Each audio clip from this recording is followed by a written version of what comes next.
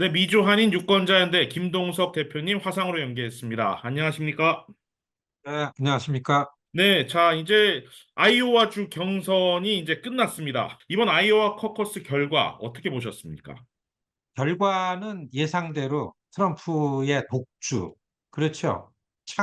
참가한 당원들 중에 51% 지지를 받았으니까, 예, 네. 뭐 이건 단연 그 트럼프가 독주하는 거고, 다만 눈여겨볼 거는 우리가 원래 이 아이오와 커커스의 관전 포인트가 2등을 누가 할 건가? 니키 헤일리가 2등이 되느냐였는데, 니키 헤일리가 결과는, 결론적으로 결과는 3위가 됐죠.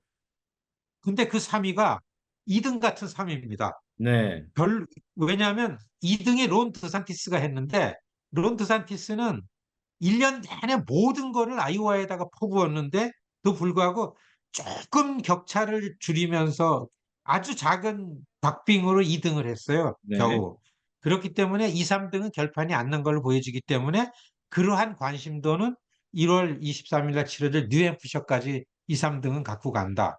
이게 이제 아이오와 커커스 결론을 가진 분석입니다. 네. 일단 정리를 해보면은 트럼프 전 대통령이 51% 과반을 넘는 득표를 했다라는 것은 일단 독주의 가능성을 내비쳤다. 이렇게 볼 수 있는 것이고 또 한편으로는 이제 니키 헤일리 전 유엔 대사가 어떤 트럼프 전 대통령의 대항마로서 여전히 가능성은 남아있다. 그런 아이오와 커커스다. 이렇게 해석할 수 있을 것 같은데 어떻습니까? 그렇습니다.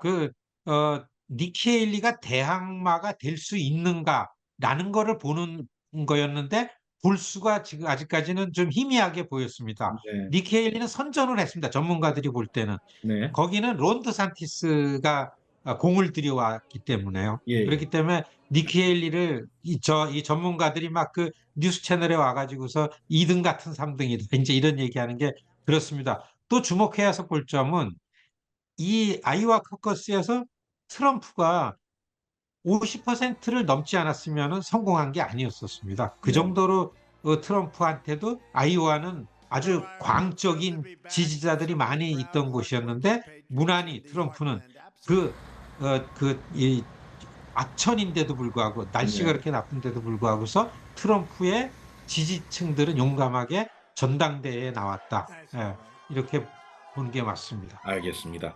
자, 이제 다음 이제 경선이 이제 뉴햄프셔주로 가죠. 뉴햄프셔주 같은 경우는 이제 커커스가 아니고 프라이머리다 보니까 투표 방식이 좀 다르고 어떤 결과를 예측하는 지점에서도 좀 다른 결과가 나올 수 있다. 지금 이렇게 얘기가 나오고 있는데 어떻습니까?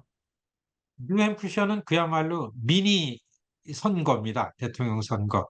뉴햄프셔는요, 어, 그, 아이오와에 비하면은 높은 교육 수준의 고소득층이고, 그리고 리버럴들, 종교성이 이렇게 강하지 않습니다. 네. 주에 기독교 우파, 복음주의 우파들이 그냥 결집이 된 곳이 아이오와였기 아이오와라면 때문에, 예, 그래서 트럼프가 그렇게 그 지지를 받았는데 네. 그거에 비해서 뉴햄프셔는 니키 헤일리가 공을 들여온 곳입니다. 네. 그래서 니키 헤일리와 트럼프 간에 트럼프가 1등하는 거는 뭐 그 예측이 되는데 이 지지율의 격차를 얼마나 줄이면서 니키 헤일리가 2등을 하느냐가 관전 포인트죠. 한편으론 또 어떤 이런 경선 초반의 어떤 흐름이 결국에 끝까지 가는 경우는 별로 없다. 뭐 이전 사례들을 봤을 때도 어떤 초반의 경선 흥행을 이제 가지고 갔던 후보들이 이제 나중에는 역전을 당하고 물러서는 이런 상황들이 많이 펼쳐졌다. 이런 이야기들이 있습니다. 어떻게 보십니까? 아이오와 뉴햄프셔 성적 갖고서 결론을 예측할 수 없고 또 그런 걸 그렇게 했기 때문에 결국엔 후보가 됐다. 이런 예가 고정돼 있는 것도 아닙니다. 네, 다만 이 초반 경선에 네 곳이 있습니다. 그게 어디나 하면은 아이오와 뉴햄프셔, 네바다와 사우스캐롤라이나입니다. 네, 그렇기 때문에 참고로 설명드리면은 지금 민주당도 사실 해야 되는데 민주당은 없습니다. 왜냐하면 바이든 대통령이 되고 나서 민주당의 경선은 사우스캐롤라이나에서 시작한다. 네, 그대로 진행되기 때문에 에, 민주당은 2월 3일 날 사우스캐롤라이나 경선을 합니다. 같은 날 하지 않습니다. 공화당은 사우스캐롤라이나 프라이머리를 2월 24일 날 합니다.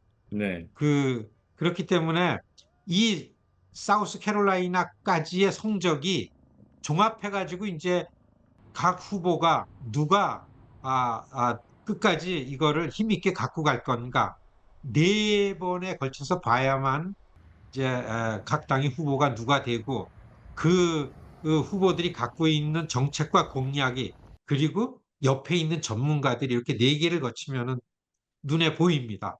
네. 그래서 시청자 여러분들 사우스캐롤라이나까지 이렇게 그 관심을 이렇게 집중시켜 가지고서 그 봐야 이제 알 수가 있는 거죠.